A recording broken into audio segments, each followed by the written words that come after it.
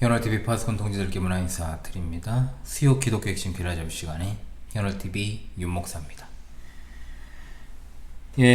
지난주에 이어서 이번주에도 계속해서 웨스트민스터 소유리 문답 해설을 계속 진행하도록 하겠습니다. 금주는 신자의 죽음과 중간 상태에 관한 37문, 그리고 신자의 부활과 최후 심판에 관한 전반부 마지막 38문답을 공부하도록 하겠습니다.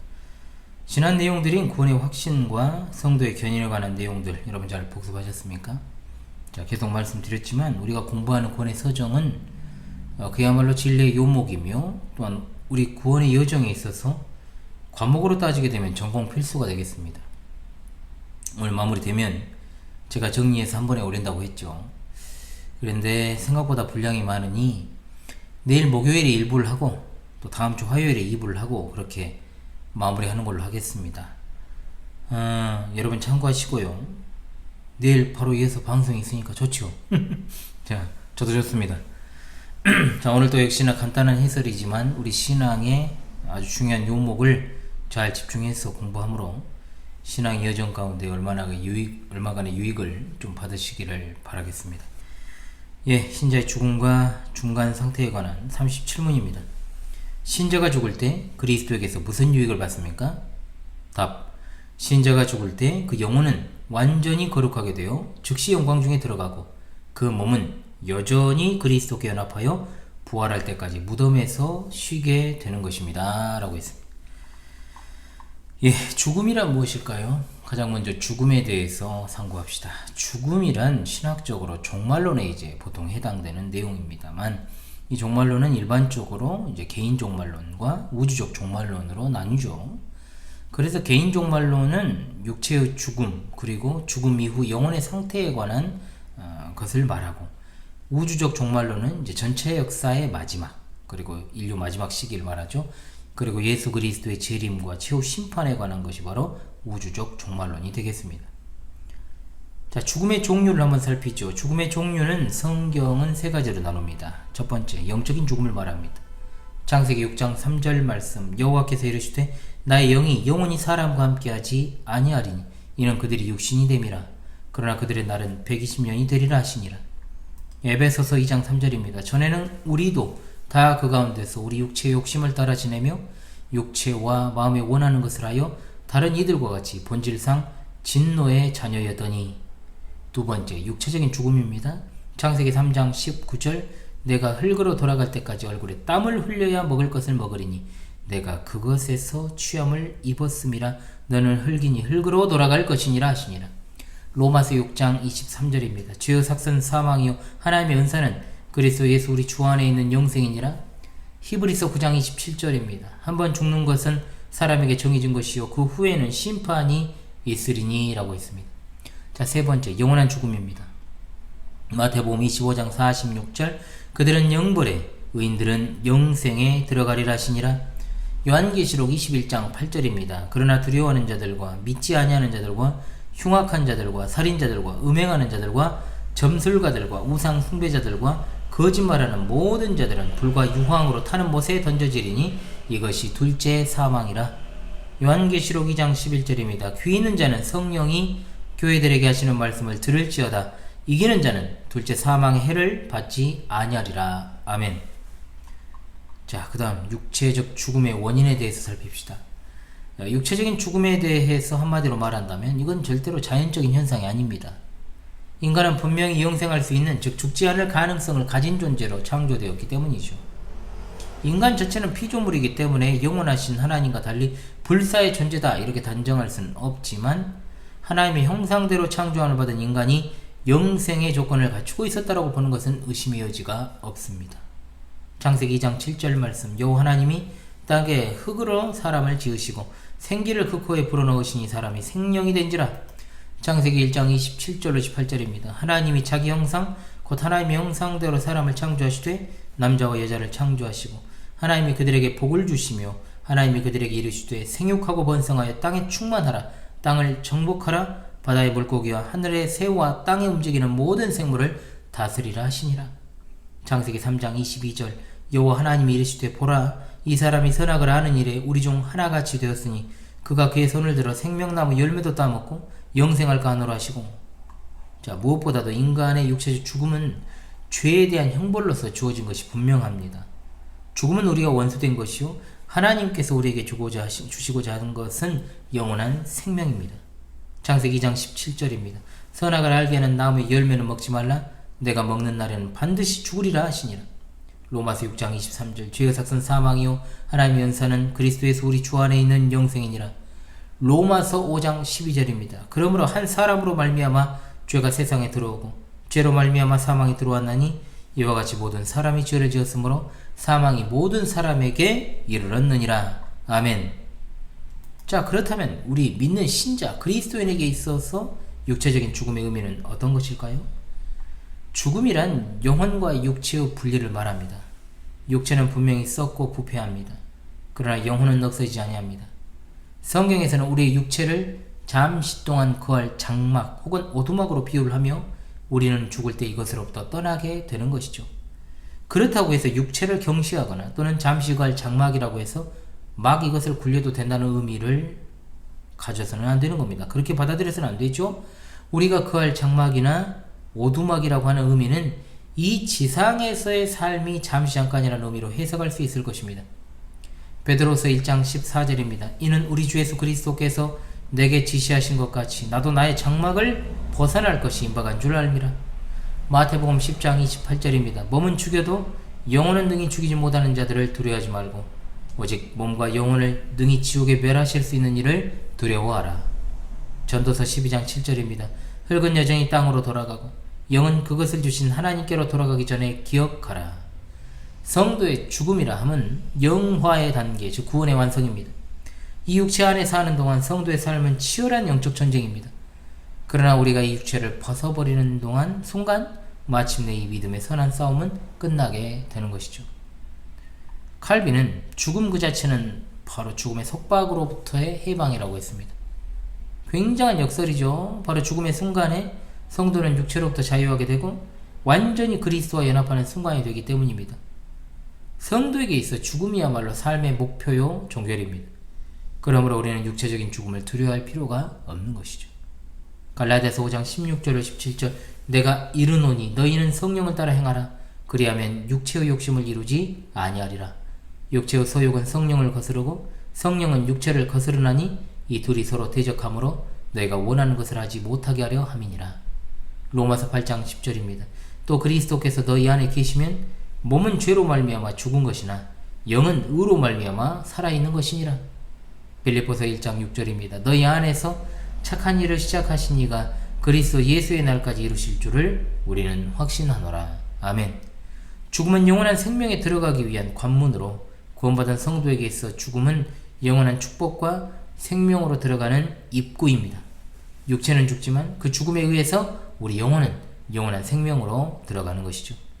주님께서는 그의 신실한 백성들을 그의 왕국으로 받아들이고 그의 눈에서 모든 눈물을 씻기시며 그들에게 영광과 기쁨의 애복을 입히시고 그의 희락에 말할 수 없는 단맛으로 먹이시는 것이요 또한 그와의 영광된 생명의 친교에 들이시며 그들로 하여금 영원한 행복에 참여하게 하실 것입니다. 고린도서 5장 1절로 2절입니다. 만일 땅에 있는 우리 장막 집이 무너지면 하나님께서 지으신 집 곧 손으로 지은 것이 아니요 하늘에 있는 영원한 집이 우리에게 있는 줄 아느니라. 참으로 우리가 여기 있어 탄식하며 하늘로부터 오는 우리 초소로 덧입기를 간절히 사모하노라. 디모데 후서 4장 6절로 8절입니다. 전제와 같이 내가 벌써 부어지고 나의 떠날 시각이 가까웠도다. 나는 선한 싸움을 싸우고 나의 달려갈 길을 마치고 믿음을 지켰으니 이제 후로는 나를 위하여 의의 면류관이 예비되었으므로 주 곧 의로우신 재판장이 그날에 내게 주실 것이며 내게만 아니라 주의 나타나심을 사모하는 모든 자에게 도니라. 로마서 8장 18절. 생각하건대 현재의 고난은 장차 우리에게 나타날 영광과 비교할 수 없도다. 누가복음 23장 43절. 예수께서 이르시되 내가 진실로 내게 이르노니 오늘 내가 나와 함께 낙원에 있으리라 하시니라. 아멘. 자, 그렇다면 우리가 중간 상태라는 것에 대해서도 한번 상고하죠. 중간 상태가 뭐냐? 중간 상태는 육체적 죽음과 마지막 부활 사이의 기간 동안 육체와 영혼의 이 분리 가운데 존재하는 영역, 그리고 영혼의 상태에 대한 성경의 가르침을 말합니다. 즉 육체적인 죽음 이후에 우리 영혼이 최후 종말의 때까지 어떤 상태로 어디에서 존재하는가에 대한 것이 바로 이제 중간 상태에 관한 논점이 되겠습니다. 성도들의 죽음은 소멸되거나 무의식의 상태나 수면 상태에 들어가는 것이 아니라 그리스도 안에서 다시 새롭게 될 육체의 부활을 기대하며 평안을 즐기는 상태로 들어갑니다. 그러나 모든 축복과 저주는 최종적인 것이 아니죠. 그래서 소위 이것을 이미 이루었지만 아직은 아닌 상태, 즉 잠정적인 상태 또는 긴장 상태라고 부르는 겁니다.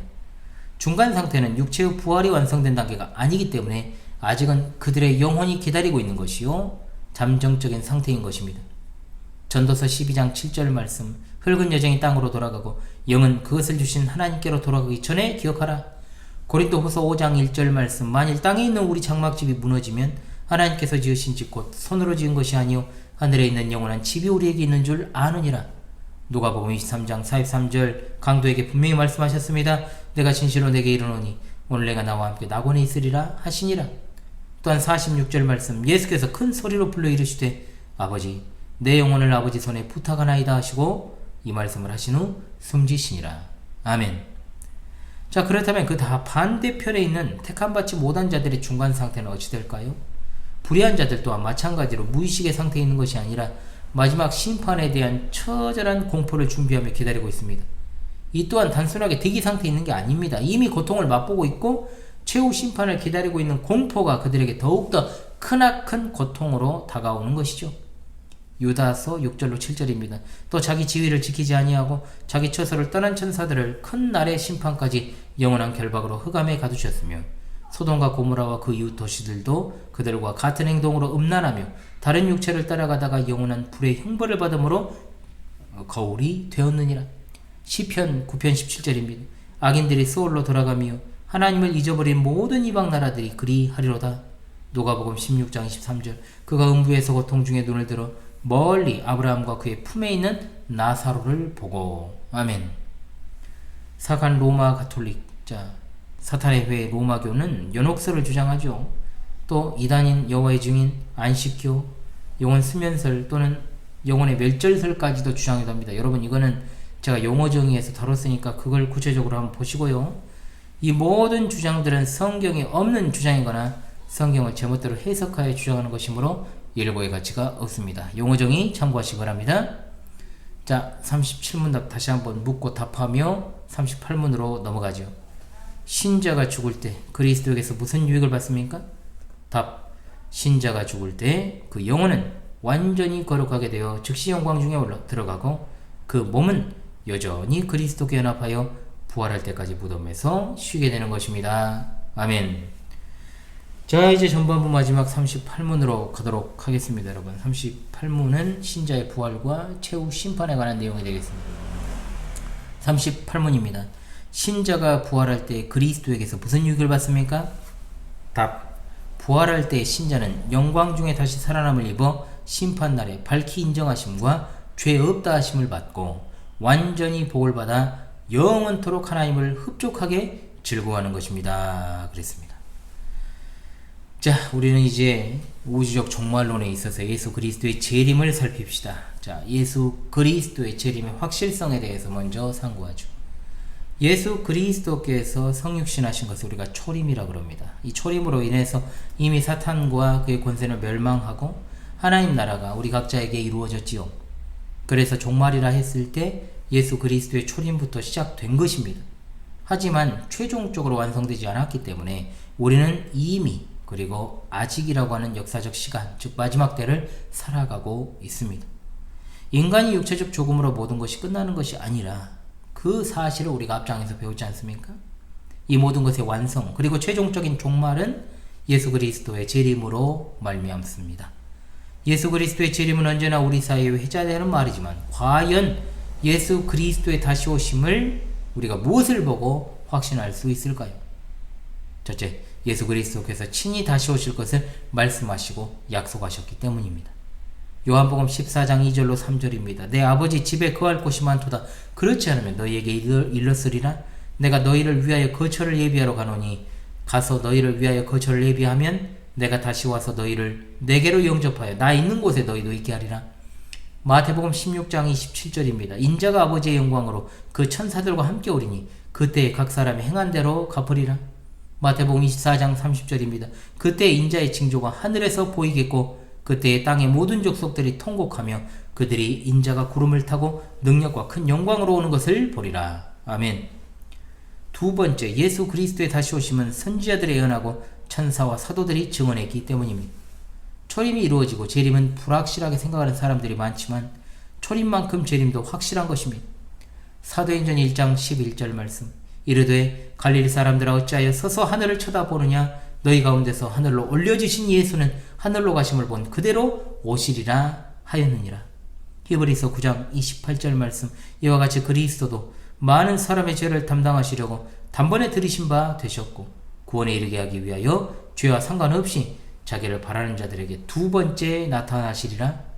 다니엘서 7장 13절로 14절입니다. 내가 또 밤 환상 중에 보니 인자 같은 이가 하늘 구름을 타고 와서 예적부터 항상 계신 이에게 나아가 그 앞으로 인도되매 그에게 권세와 영광과 나라를 주고 모든 백성과 나라들과 다른 언어를 말하는 모든 자들이 그를 섬기게 하였으니 그의 권세는 소멸되지 아니하는 영원한 권세요 그의 나라는 멸망하지 아니할 것이니라. 자, 그 다음 재림의 시기에 대한 것입니다. 예수 그리스도의 재림 그 자체는 확실한 사실이지만 언제 재림하시는가에 대한 시기의 문제는 전혀 알 수 없습니다. 한국 교회의 80년대 말에서 90년대 초반까지 열풍과도 같이 불었던 세대주의 종말론의 영향으로 인하여서 제가 말씀을 드렸었죠. 시한부 종말론 유행을 했다가 1992년을 기점으로 소멸되다시피 했지만 다시금 변형된 형태로 기승을 부리고 있습니다. 마태복음 24장 36절, 그러나 그 날과 그때는 아무도 모르나니 하늘의 천사들도 아직도 모르고 오직 아버지만 아시느니라. 근데 뭔 말이 많습니까? 마가복음 13장 33절, 주의하라 깨어있으라 그때가 언제인지 알지 못함이라. 마태복음 24장 44절입니다. 이러므로 너희도 준비하고 있으라 생각하지 않은 때에 인자가 오리라. 아멘. 재림의 징조입니다. 자, 재림의 전조 현상에 대해서는 아주 구체적으로 설명을 했기 때문에 여기서는 간략하게만 말씀을 드립니다. 서열의 문답을 통해서 지금 구원의 서정의 끝 무렵에서 제가 말씀드린 이런 내용들은 제가 조시신학을 통해서 개혁파 신학 길라잡이를 통해서 전달하는 것보다는 아무래도 간략하게 전달할 수밖에 없으니 말씀에만 집중해 주시기를 바라겠습니다. 자, 성경은 재림이 가까울 때 여러 가지 징조들이 있다라고 말씀하고 있습니다. 크게 대략적으로 말씀을 드리면 첫 번째, 하나님의 심판을 가리키는 징조가 있습니다. 이게 이제 자연계의 징조라고 부릅니다. 여기에는 전쟁, 큰 지진, 기근, 원역, 하늘의 징조들이 있습니다. 그러나 이 자연계의 징조를 하는 것은 시작에 불과하고 초림부터 지금까지 역사적으로 꾸준히 있어왔던 것들이지만 마지막 때가 이를수록 그 강도가 그리고 횟수가 더해진다라고 볼 수 있겠죠. 두 번째, 하나님의 은총을 증거하는 징조들입니다. 복음의 세계적 전파, 그리고 이스라엘의 회심 사건입니다. 마태복음 22장 14절입니다. 청함을 받은 자는 많되 택함을 입은 자는 적으니라. 로마서 11장 25절로 26절 말씀, 형제들아 너희가 스스로 지혜 있다 하면서 이 신비를 너희가 모르기를 내가 원하지 아니하노니 이 신비는 이방인의 충만한 수가 들어오기까지 이스라엘의 더러는 우둔하게 된 것이라. 그리하여 온 이스라엘이 구원을 받으리라. 기록된 바 구원자가 시온에서 오사 야곱에게서 경건하지 않은 것은 돌이키시겠고. 아멘. 세 번째, 하나님께 반역하는 징조들입니다. 배도와 불신앙의 난무, 적그리스도의 출현, 세계 단일정부 수립, 큰 환난 등 여러 가지 환난이죠. 마태복음 24장 5절 말씀, 많은 사람이 내 이름으로 와서 이르되 나는 그리스도라 하여 많은 사람을 미혹하리라. 11절, 거짓 선자가 많이 일어나 많은 사람을 미혹하겠으며. 데살로니가후서 2장 3절로 4절입니다. 누가 어떻게 하여도 너희가 미혹되지 말라.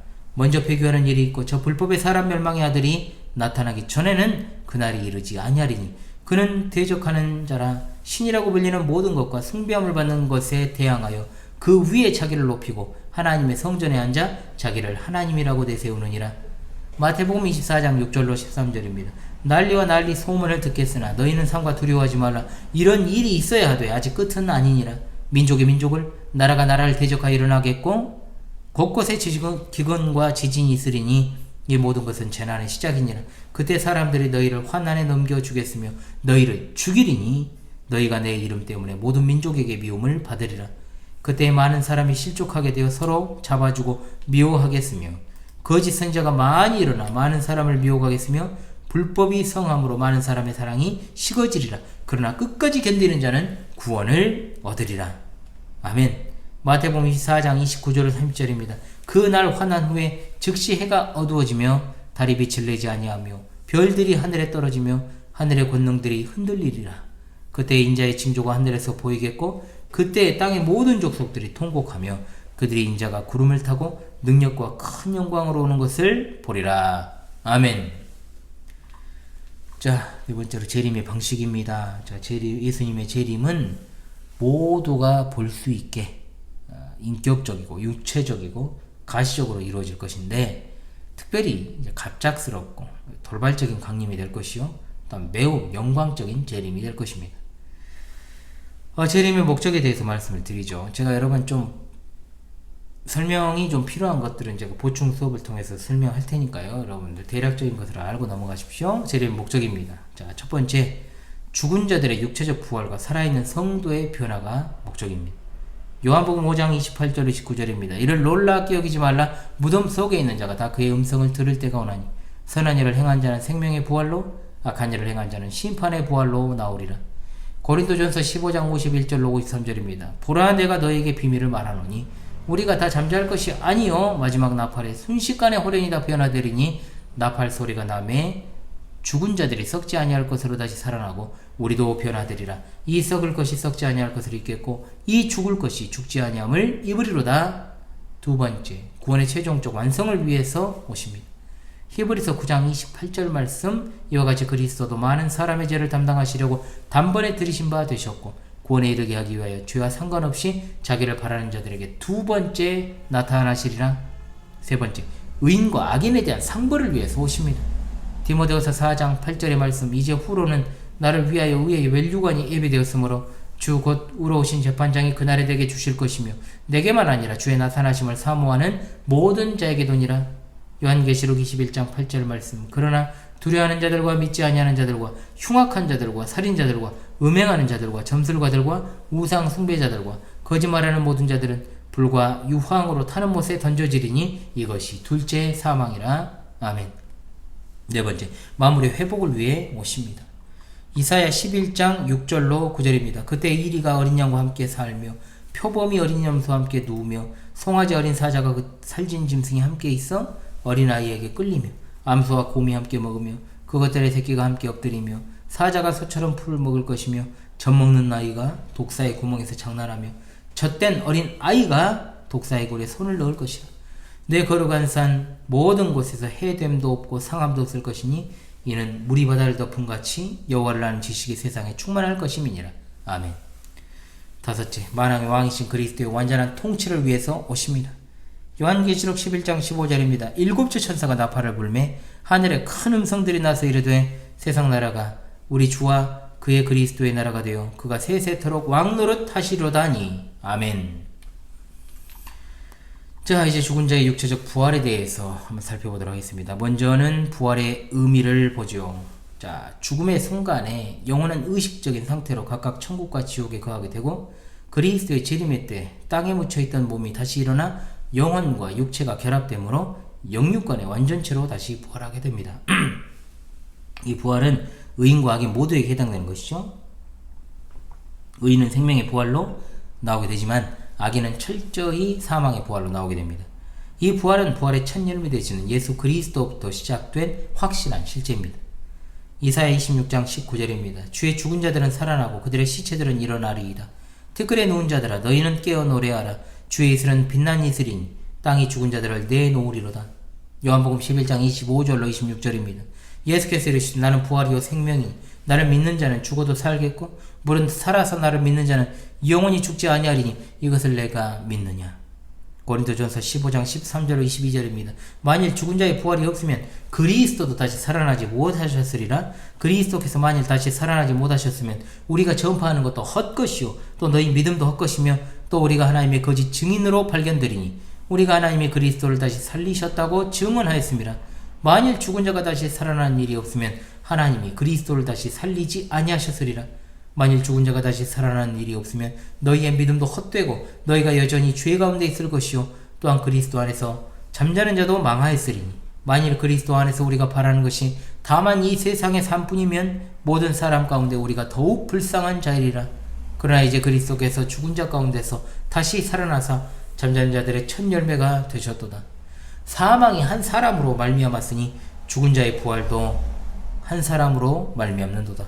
아담 안에서 모든 사람이 죽은 것 같이 그리스도 안에서 모든 사람이 삶을 얻으리라.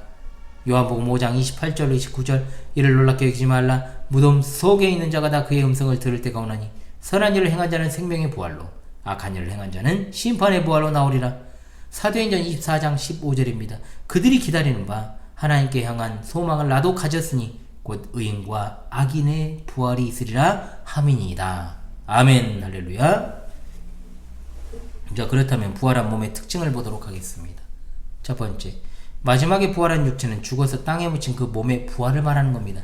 이것을 부활의 동질성과 연속성이라고 부르죠. 전에 한번 다룬 적이 있습니다. 누가복음 24장 38절로 39절입니다.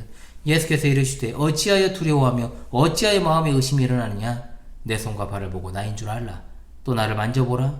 영은 살과 뼈가 없으되 너희 보는 바와 같이 나는 있느니라. 요한복음 20장 27절입니다. 도마에게 이르시되 내 손가락을 이리 내밀어 내 손을 보고 내 손을 내밀어 내 옷구리에 넣어보라. 그리하여 믿음 없는 자가 되지 말고 믿는 자가 되라. 로마서 8장 11절입니다. 예수를 죽은 자 가운데서 살리신 이의 영이 너희 안에 거하시면 그리스도 예수를 죽은 자 가운데서 살리신 이가 너희 안에 거하시는 그의 영으로 말미암아 너희 죽은 몸도 살리시리라. 로마서 8장 23절 말씀. 그뿐 아니라 또한 우리 곧 성령의 처음 익은 열매를 받은 우리까지도 속으로 탄식하여 양자될 것 곧 우리 몸의 성량을 기다리느니라. 아멘. 두 번째, 그러나 부활한 육체는 신령한 육체로 변화된 몸입니다. 이것을 부활의 차이성이라고 하지요. 고린도전서 15장 44절. 육의 몸으로 심고 신령한 몸으로 다시 살아나나니 육의 몸이 있은즉 또 영의 몸도 있느니라. 세 번째, 다시 죽거나 썩지 않고 강하며 영원히 사는 몸입니다. 요한계시록 21장 4절. 모든 눈물을 그 눈에서 닦아주시니 다시는 사망이 없고 애통하는 것이나 곡하는 것이나 아픈 것이 다시 있지 아니하리니 처음 것들이 다 지나갔음이로라. 고린도전서 15장 52절로 53절입니다. 나팔소리가 나매 죽은 자들이 썩지 아니할 것으로 다시 살아나고 우리도 변화되리라. 이 썩을 것이 썩지 아니할 것을 입겠고 이 죽을 것이 죽지 아니함을 입으리로다. 누가복음 20장 36절입니다. 그들은 다시 죽을 수도 없나니 이는 천사와 동등이요 부활의 자녀로서 하나님의 자녀임이라. 네 번째, 부활한 몸은 영광스러운 몸입니다. 빌립보서 3장 21절 말씀. 그는 만물을 자기에게 복종하게 하실 수 있는 자의 역사로 우리의 낮은 몸을 자기 영광의 몸의 형체와 같이 변하게 하시리라. 골로새서 3장 4절 말씀. 우리 생명이신 그리스도께서 나타나실 그때에 너희도 그와 함께 영광 중에 나타나리라. 아멘. 셋째로 최후 심판과 최후 상태에 대해서 살피고 이제 마무리되는 시간을 갖도록 하겠습니다. 자, 최후 심판의 의미를 보죠. 자, 최후 심판은 마지막 때의 모든 피조물들을 판단하시고 영원한 운명을 결정하시는 장입니다. 이것은 단 한 번 있을 마지막 심판을 가리키죠. 자, 히브리서 9장 27절. 너무나 잘 아는 말씀이죠. 한 번 죽는 것은 사람에게 정해진 것이요 그 후에는 심판이 있으리니. 마태복음 16장 27절 말씀. 인자가 아버지의 영광으로 그 천사들과 함께 오리니 그때 각 사람이 행한 대로 갚으리라. 아멘. 심판자는 누구실까요? 최후 심판의 심판장은 바로 예수 그리스도십니다. 예수 그리스도께서는 하늘과 땅의 모든 권세를 위임받으셨고 특별히 십자가에서 그 구속을 직접 성취하셨으므로 이러한 주의를 부여받으셨습니다. 이 최후 심판에서 천사들은 예수 그리스도의 조력자로서의 역할을 수행하죠. 빌립보서 2장 9절로 11절입니다. 이러므로 하나님이 그를 지극히 높여 모든 이름 위에 뛰어난 이름을 주사 하늘에 있는 자들과 땅에 있는 자들과 땅 아래에 있는 자들로 모든 무릎을 예수의 이름에 꿇게 하시고 모든 입으로 예수 그리스도를 주라 시인하여 하나님 아버지께 영광을 돌리게 하셨느니라. 마태복음 25장 31절로 32절입니다. 인자가 자기 영광으로 모든 천사와 함께 올 때 자기 영광의 보좌에 앉으리니 모든 민족을 그 앞에 모으고 각각 구분하기를 목자가 양과 염소를 구분하는 것 같이 하여. 디모데후서 4장 1절입니다. 하나님 앞과 살아있는 자와 죽은 자를 심판하실 그리스도 예수 앞에서 그가 나타나실 것과 그의 나라를 두고 엄히 명하노니. 마태복음 13장 41절로 42절입니다.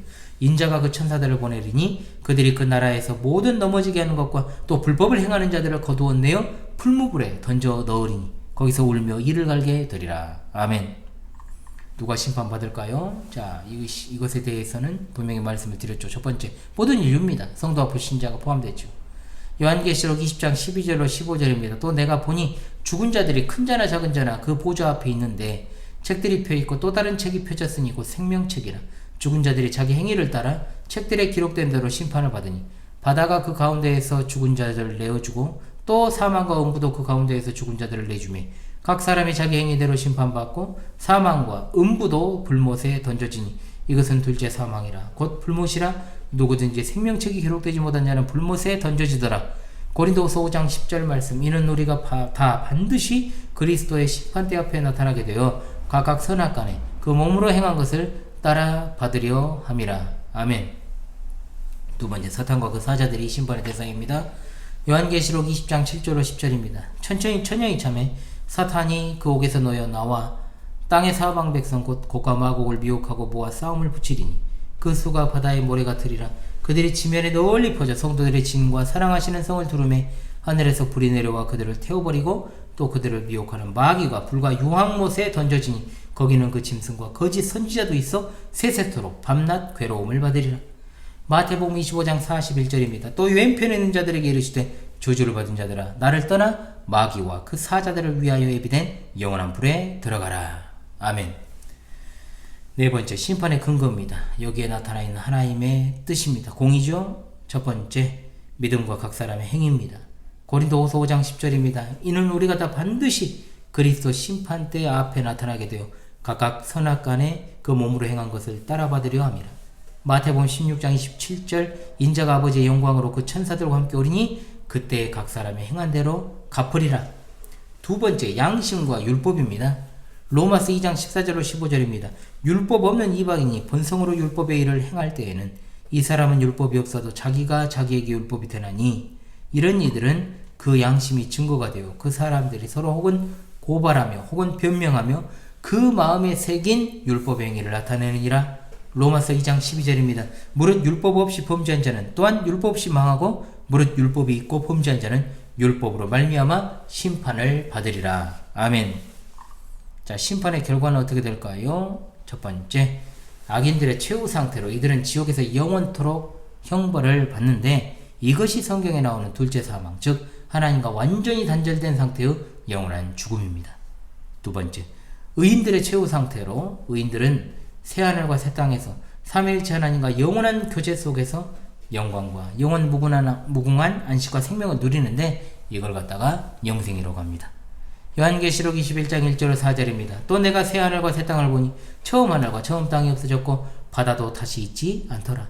또 내가 보매 거룩한 성 새 예루살렘이 하나님께로부터 하늘에서 내려오니 그 준비한 것이 신부가 남편을 위하여 단장한 것 같더라.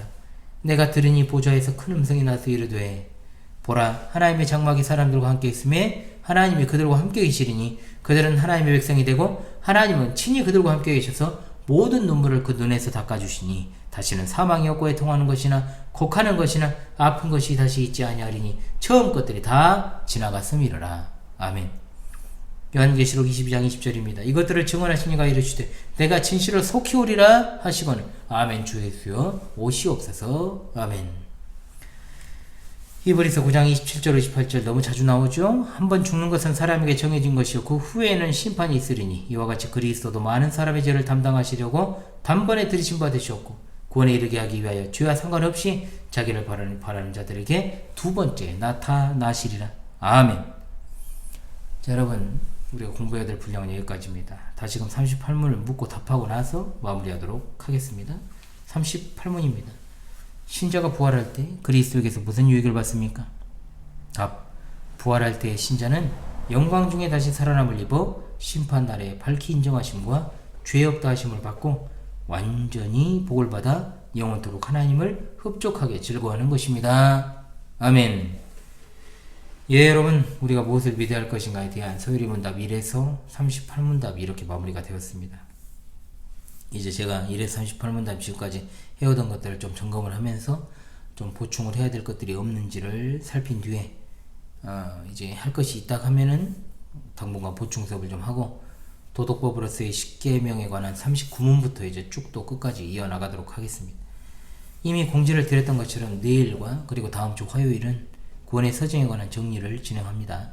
조금이나마 여러분의 신앙에 유익이 되시길 바라면서요. 지금까지 수요 기독교 핵심 필라잡이 시간에 현월TV 윤목사였습니다. 여러분의 천국 가는 길에 계속해서 동행하겠습니다. 감사합니다.